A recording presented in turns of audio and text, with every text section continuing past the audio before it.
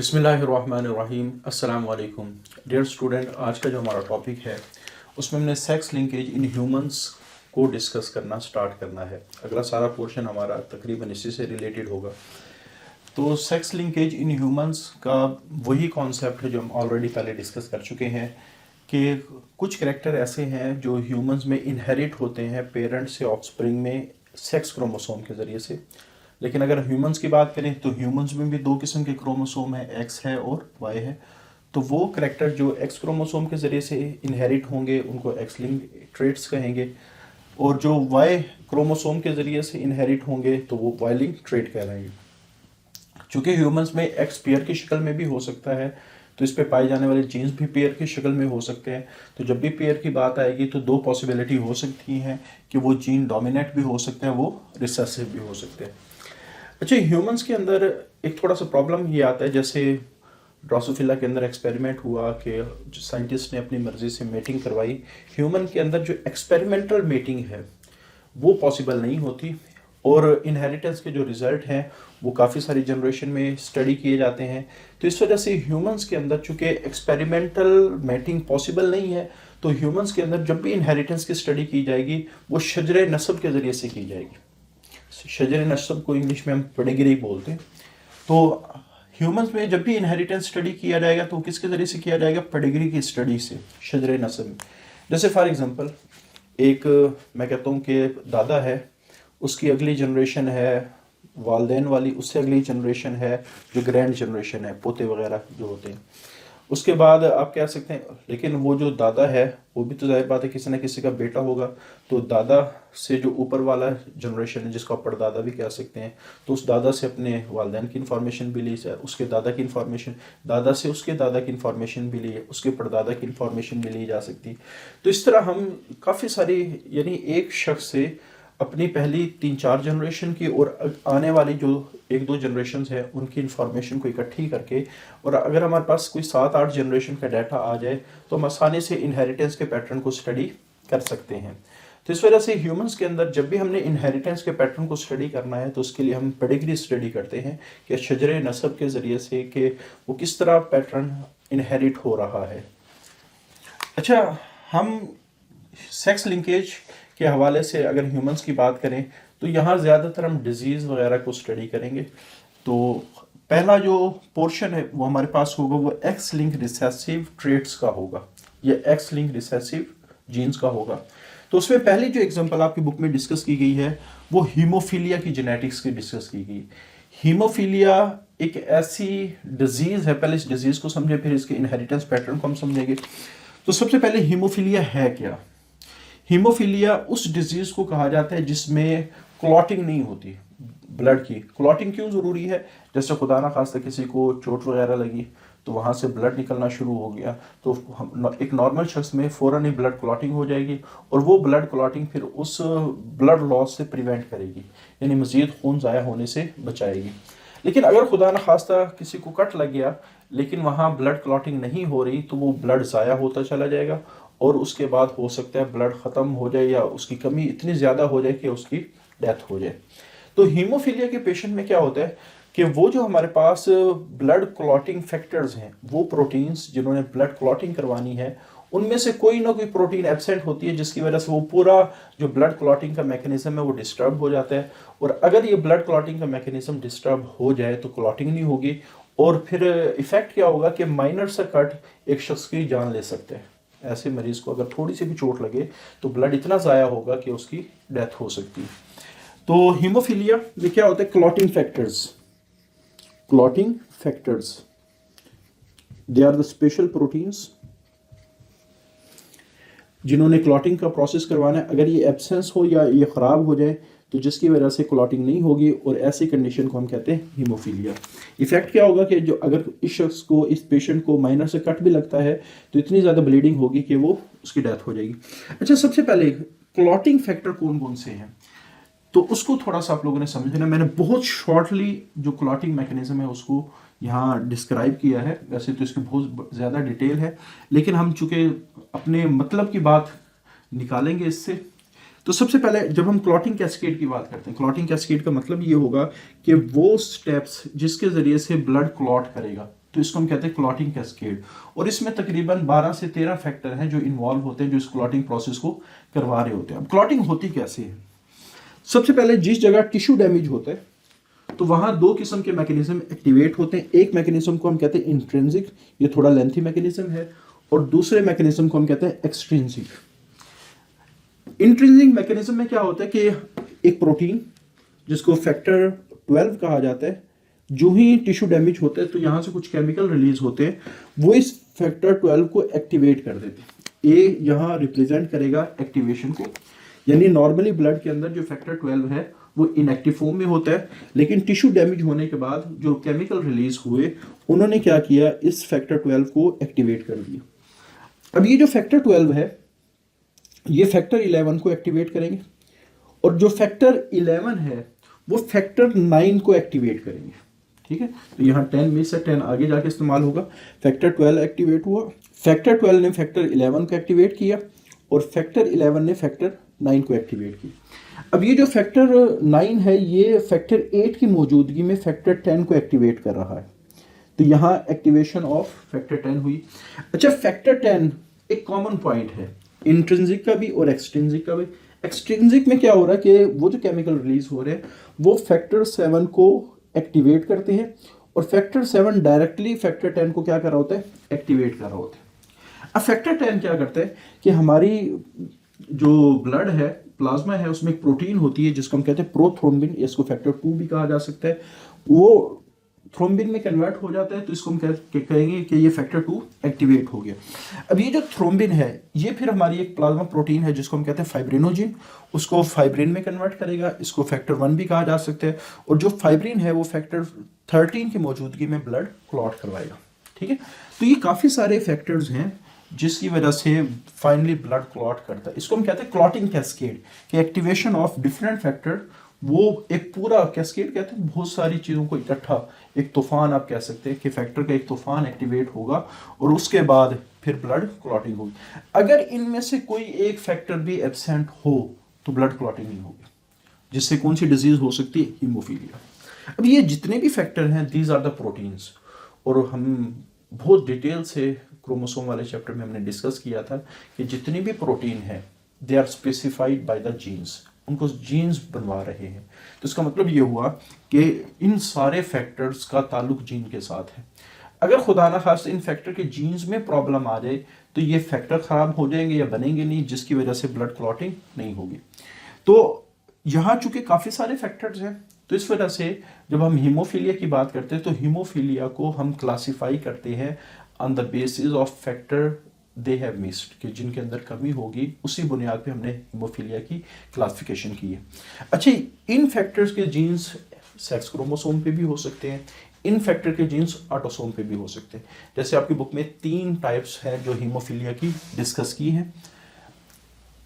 वैसे अगर major category तो कुछ हीमोफीलिया की ऐसी टाइप है जो एक्स लिंक्ड होती हैं, कुछ हीमोफीलिया की ऐसी टाइप है जो ऑटोसोमल होती है। एक्स लिंक से क्या मुराद है कि ये जो क्लॉटिंग फैक्टर है ये आमतौर पे एक्स क्रोमोसोम पर इनके जीन्स होते हैं। आगे उस जीन्स की 2 शक्लें हैं। जैसे हम बात करेंगे हीमोफीलिया की, तो हीमोफीलिया का जो जीन एच है इसकी 2 शक्लें हैं। जो कैपिटल एच होगा वो नॉर्मल होगा, और जो स्मॉल एच होगा वो डिजीज्ड होगा, डिजीज का जीन होगा। क्लियर? तो हमारे पास एक्स लिंक्ड जो हीमोफीलिया ए है और हीमोफीलिया बी, इनके जो जीन्स हैं वो एक्स क्रोमोसोम पर पाए जाते हैं, लेकिन जो हीमोफीलिया सी है इसके जो जीन है वो ऑटोसोमल हैं। क्लियर? लेकिन हमारा मेन फोकस किस पे होगा, हीमोफीलिया ए और हीमोफीलिया बी की इनहेरिटेंस के ऊपर, क्योंकि हम स्टडी कर रहे हैं सेक्स लिंकेज इन ह्यूमंस। तो हीमोफीलिया ए में क्या होता है कि एब्सेंस ऑफ फैक्टर 8, तो इसमें फैक्टर 8 एब्सेंट होगा। अच्छा, फैक्टर 8 को इसका जो दूसरा साइंटिफिक नेम है उसको एंटी हीमोफिलिक फैक्टर भी कहा जाता है। और ज़्यादातर जो हीमोफिलिक पेशेंट है वो हीमोफीलिया ए से, यानी उनको वो सफ़र करते हैं हीमोफीलिया ए से, तकरीबन 80% होंगे। हीमोफीलिया बी में एब्सेंस ऑफ फैक्टर 9, इसको क्रिस्टमैस फैक्टर भी कहा जाता है। 20% जो पेशेंट हैं, यानी ये दूसरे नंबर पे आता है। अगर हम कॉमन की बात करें तो ये सबसे ज़्यादा पाया जाता है लोगों में। और ये सिर्फ उनकी बात हो रही है जो हीमोफिलिक पेशेंट है, यानी हीमोफिलिक पेशेंट का तकरीबन 80% हिस्सा हीमोफिलिया ए से सफ़र करेगा और 20% हिस्सा हीमोफिलिया बी और लेस देन 1% हीमोफिलिया सी। तो हीमोफिलिया बी में फैक्टर 9 एब्सेंट होते हैं जिसको क्रिस्मस फैक्टर भी कहा जाता है। अच्छा, ये दोनों बोथ आर नॉन एलीलिक। अच्छा, नॉन एलीलिक का क्या मतलब है? जैसे मैं कहता हूँ कि ये हमारे पास सेक्स क्रोमोसोम है, आमतौर पे सेक्स क्रोमोसोम रॉड शेप होते हैं। अलील क्या होता है कि लोकेशन एक ही होती है और यहाँ हो सकता है ए के लिए डिफरेंट अलील होता और बी के लिए लोकेशन एक ही होती, जीन एक ही होता, उसकी मुख्तलिफ शक्लें, एक शक्ल ए काज करती, एक शक्ल बी काज करती, तो इसको हम कहते हैं ये अलीलिक है। लेकिन मे भी पॉसिबल है कि जो हीमोफीलिया ए का जीन है वो इस लोकेशन में पाया जाए और जो हीमोफीलिया बी का जीन है वो इस लोकेशन में पाया जाए। तो दो डिफरेंट जीन्स अगर हम स्टडी कर रहे हो तो ये आपस में नॉन अलीलिक बनेंगे। अलीलिक क्या होते हैं कि लोकेशन एक ही होती, जीन्स की मुख्तलिफ शक्लें। अगर ये होता ना कि हमारे पास जीन एक ही है, एक हीमोफीलिया ए काज करे और उसकी दूसरी शक्ल हीमोफीलिया बी काज करे, फिर हम इसको कहते हैं अलीलिक है। लेकिन यहाँ क्या हो रहा है, इसको नॉन अलीलिक क्यों कहा है? क्योंकि इन दोनों की जीन्स डिफरेंट है। तो जीन्स डिफरेंट होंगे तो अलील भी क्या होंगे? डिफरेंट होंगे। तो इस वजह से इसको हम कहते हैं ये नॉन अलीलिक है। नॉन अलीलिक ये नहीं है कि एक ही लोकेशन से दोनों बीमारी हो रही है, नहीं, ए की डिफरेंट लोकेशन हो सकती है एक्स क्रोमोसोम पर और बी की डिफरेंट लोकेशन हो सकती है। आगे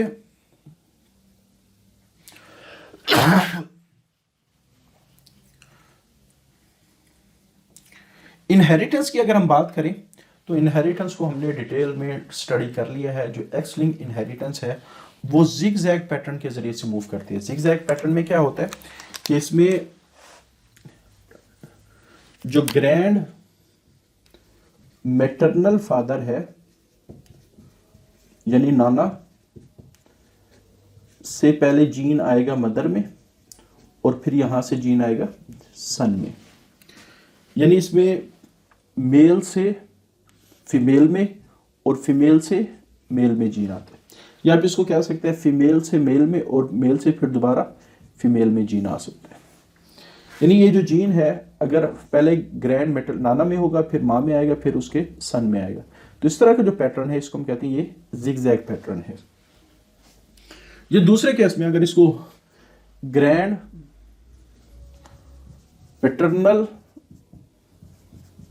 मदर से यानी दादी से बाप में आएगा और बाप से बेटी में आएगा, ठीक है। तो इसको हम फीमेल से मेल में आएगा और मेल से दोबारा फीमेल में, ऐसे भी कह सकते हैं।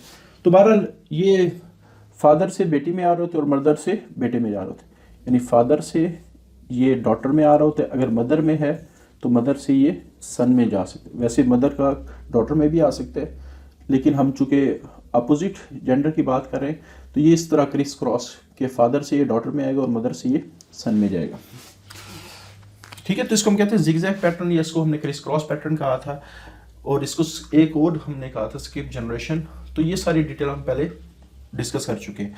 और इसमें मेल आर मोर इफेक्टेड, ये मेल ज़्यादा इफेक्टेड होते हैं। कैसे ज़्यादा इफेक्टेड होते हैं? मेल में एक एक्स क्रोमोसोम पाया जाता है, चूंकि ये क्रोमोसोम एक्स पर होता है, और यहाँ दो पॉसिबिलिटी है कि एक्स पर जो जीन है वो नॉर्मल भी हो सकता है, और मेल में जो जीन एक्स पर होगा उसने अपने आप को एक्सप्रेस करना ही है, क्योंकि मेल आर हेमिजाइगस, मेल को हमने हेमिजाइगस कहा है। और यहाँ अगर डिजीज़ का जीन है तो ये मेल डिजीज़ होगा। यानी यहाँ दो पॉसिबिलिटी हैं, 50% चांस एक शख्स के नॉर्मल होने के हैं और 50% चांस एब नॉर्मल या डिजीज़ होने के। लेकिन फीमेल में चूंकि पेयर की शक्ल में है तो यहाँ तीन पॉसिबिलिटी हैं, तो दोनों जीन्स नॉर्मल हो सकते हैं। हेट्रोजाइगस कंडीशन में भी नॉर्मल ही बनेगी फीमेल, लेकिन इसको हम कह सकते हैं कैरियर बनेगी, क्योंकि इसमें जीन तो मौजूद है डिजीज़ का। तो ऐसे ही हमारे पास कोई भी शख्स जिसके अंदर डोमिनेट होने की वजह से वो इंडिविजुअल हो तो नॉर्मल, लेकिन उसमें डिजीज़ का जीन भी मौजूद हो, तो ऐसे को हम कैरियर बोलेंगे। और हमेशा जो रिसेसिव जीन है वो किसकी शक्ल में शो होते हैं? होमोजाइगस की शक्ल में शो होते हैं। तो इस वजह से ये क्या बनेगा? डिजीज़ बनेगा। क्लियर? तो यहाँ देखा जाए तो यहाँ अगर हम 100 को 3 हिस्सों में डिवाइड करें तो हर हिस्से में 33.3%, 33.3%, 33.3%। तो ये दोनों चूंकि नॉर्मल है, यानी 66.66% जो इंडिविजुअल फीमेल होंगी वो नॉर्मल होंगी और 33.33% डिजीज के चांसेस होते हैं। लेकिन यहाँ 50% चांस है मेल के अंदर, तो हम कह सकते हैं male are more affected, male are more affected. अच्छा, उसके बाद जो हीमोफीलिया सी है, ये चूंकि ऑटोसोमल डिजीज है और ये सिर्फ 1% को इफेक्ट करती है और इसमें फैक्टर नंबर 11 एब्सेंट होते हैं, जिसका साइंटिफिक नेम है plasma thromboplastic antecedent PTA factor. इसको पीटीए फैक्टर भी कहा जा सकता है। चूंकि ये ऑटोसोमल डिजीज है और इसके बारे में मैंने पिछले लेक्चर में डिस्कस किया था कि जो ऑटोसोमल डिजीज होती है वो मेल और फीमेल को इक्वली इफेक्ट करती है। क्लियर? तो ये आप लोगों ने याद रखना है। हमारा मेन फोकस किसके ऊपर है? ए और बी के, क्योंकि ये एक्स लिंक्ड है। ठीक है, ऑटोसोमल में आमतौर पे जो इनहेरिटेंस वो दोनों केसेस में, मेल और फीमेल केसेस में एक ही जैसा होता है। इस वजह से जो हम ज्यादातर स्टडी करते हैं वो एक्स लिंक में ए और बी को स्टडी कर रहे होते हैं। अच्छा, पेडिग्री की जो स्टडी है वो किस तरह होती है? हम ये जो चार्ट बनाते हैं, इस चार्ट के अंदर आप लोगों ने समझना है कि कौन सी चीज किसको एक्सप्लेन कर रही है। जैसे फॉर एग्जांपल हमने यहाँ एक सर्कल बनाया, एक बॉक्स बनाया, तो यहाँ हमारे इस केस में जो बॉक्स है वो मेल को रिप्रेजेंट करेगा और जो सर्कल है वो फीमेल को रिप्रेजेंट करेगा। क्लियर? ये जो लाइन होती है इसको मैरिज लाइन बोलते हैं कि एक मेल और एक फीमेल, इनकी आपस में शादी हुई तो वो इस लाइन के जरिए से रिप्रेजेंट की जाती है। अच्छा, रेड कलर शो कर रहा है they are affected, red colour they are affected, और ये जो सर्कल है ये ब्लैक, मुकम्मल तौर पे इसको हम ब्लैक भी बना सकते थे, लेकिन ये सर्कल शो कर रहा है ये फीमेल है, ये नॉर्मल है। हाँ, अगर कोई कैरियर होता तो हम दरमियान में एक डॉट लगा देते ये रेड कलर का। ठीक है, तो ये डॉट रिप्रेजेंट कर रहा है it is normal but carrier. ठीक, तो अगर मुकम्मल तौर पे इफेक्टेड होता तो इसको मुकम्मल तौर पे हम क्या करते? रेड ड्रा करते। तो यहाँ क्या शो किया गया? ये जनरेशन, ग्रैंड जनरेशन है, ये पेरेंटल जनरेशन है, ये ऑफस्प्रिंग की जनरेशन है। तो सबसे पहले जो ग्रैंड जनरेशन है उसको जनरेशन 1 कहा गया, इसको जनरेशन 2 कहा गया और उसको जनरेशन 3 कहा। हम कहते हैं कि यहाँ मेल इफेक्टेड है। तो मेल इफेक्टेड का क्या मतलब है कि यहाँ एक्स के ऊपर स्मॉल एच होगा और वाई के ऊपर तो ये जीन होता नहीं। यहाँ फीमेल नॉर्मल है, फीमेल क्या है? नॉर्मल है। अब इस फादर से वाई क्रोमोसोम आता है यहां और एक्स क्रोमोसोम आएगा यहां, लेकिन ये आप कह सकते हैं इसके ऊपर जीन मौजूद है। अब ये यहां से जो एक एक्स जाएगा इसके पास और एक एक्स जाएगा इसके पास। ठीक हो गया? तो ये वाली जो लाइन है इसको हम कहते हैं ये सिबलिंग लाइंस हैं, यानी बहन भाइयों वाली लाइन है।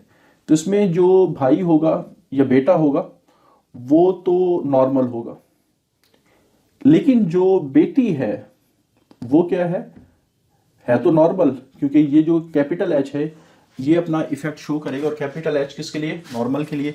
लेकिन यहाँ चूंकि एक स्मॉल एच या डिजीज का एच भी मौजूद है तो ये क्या बन जाएगी? कैरियर। अब इस बेटी की शादी अगर एक नॉर्मल शख्स से हो तो यहाँ जो मैरिज लाइन एस्टेब्लिश हुई है, नॉर्मल शख्स से क्या मुराद है कि उसके एक्स पर कैपिटल एच होगा और उसके साथ वाई होगा। ठीक है, अब हमारे पास यहां कुछ पॉसिबिलिटी हैं। वो पॉसिबिलिटी क्या है?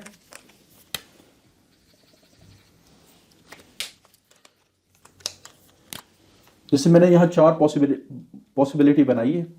तो सबसे पहले जो वाई क्रोमोसोम होगा ये तो सन में आएगा, ग्रैंड सन में आएगा, इसके ग्रैंड सन में यानी सन में, बेटों में आएगा। और ये वाला जो एक्स है ये सन में भी जा सकता है, कैपिटल एच,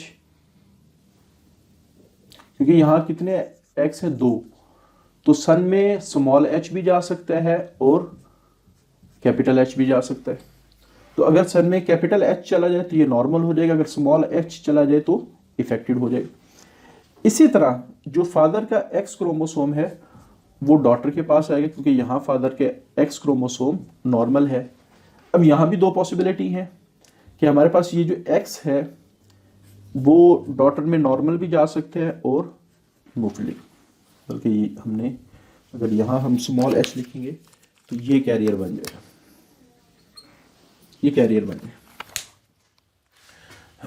क्लियर? तो हमारे पास ये इस तरह इनहेरिटेंस हो रहा है कि पहले आप कह सकते हैं जो इफेक्टेड जीन है जो फादर से पहले मदर में आया, ये आप नाना समझेंगे क्योंकि मदर, फिर मदर से फिर आगे उसके सन में चला गया, तो एक मेल फिर फीमेल और फिर दोबारा किस में गया है, मेल के अंदर। क्लियर? तो हमारे पास इसको हम कहते हैं ये पेडिग्री की स्टडी है। तो इसमें अगर देखें तो ये वाली जो दूसरी जनरेशन है इसमें कोई भी शख्स इफेक्टेड नहीं है, डॉटर है, कैरियर है, लेकिन इफेक्टेड नहीं है। तो इस वजह से इस तरह की इनहेरिटेंस को हम स्किप जनरेशन इनहेरिटेंस भी कह सकते हैं, skip generation inheritance, skip generation inheritance. Clear? तो ये वाला जो चार्ट है इसको पेडिग्री की स्टडी कहा जाता है, और इस चार्ट के जरिए से हमें पैटर्न आमतौर पे समझ में आ रहे होते हैं कि जो एक्स लिंक रिसेसिव ट्रेट वो कैसे आगे मूव कर रहा है, वाई लिंक कैसे मूव कर रहा है, और जो एक्स लिंक डोमिनेंट है वो कैसे मूव कर रहे हैं, ऑटोसोम कैसे मूव कर रहे हैं। तो ये वाली जो हमारे पास जो स्टडी है ये हमें इनहेरिटेंस के पैटर्न बता रही होती है। तो सेम पैटर्न हमारे पास जितने भी एक्स लिंक रिसेसिव डिजीज होंगे उसमें यही फॉलो होगा कि वो क्रिस क्रॉस पैटर्न में मूव करेंगे या जिगजैग पैटर्न में मूव करेंगे या स्किप जनरेशन पैटर्न में मूव करेंगे। और इसमें ज़्यादातर कौन इफेक्टेड होते हैं, मेल ज़्यादा इफेक्टेड होते हैं, मेल ज़्यादा इफेक्टेड होते हैं। तो इसी तरह की हमारे पास एक और एक्टिविटी है रॉयल फैमिली, ठीक है, यानी जो क्वीन विक्टोरिया की फैमिली के अंदर भी ये पैटर्न देखे गए थे। तो उस पूरी एक्टिविटी को इंशाल्लाह अगले लेक्चर में डिस्कस करेंगे। और उसके साथ एक और छोटी सी डिजीज़ है जिसको हम कहते हैं टेस्टिकुलर फेमिनाइजेशन सिंड्रोम, तो वो इंशाल्लाह अगले लेक्चर में उसको हम डिस्कस करेंगे। आज के लिए इतना ही, अल्लाह हाफिज़।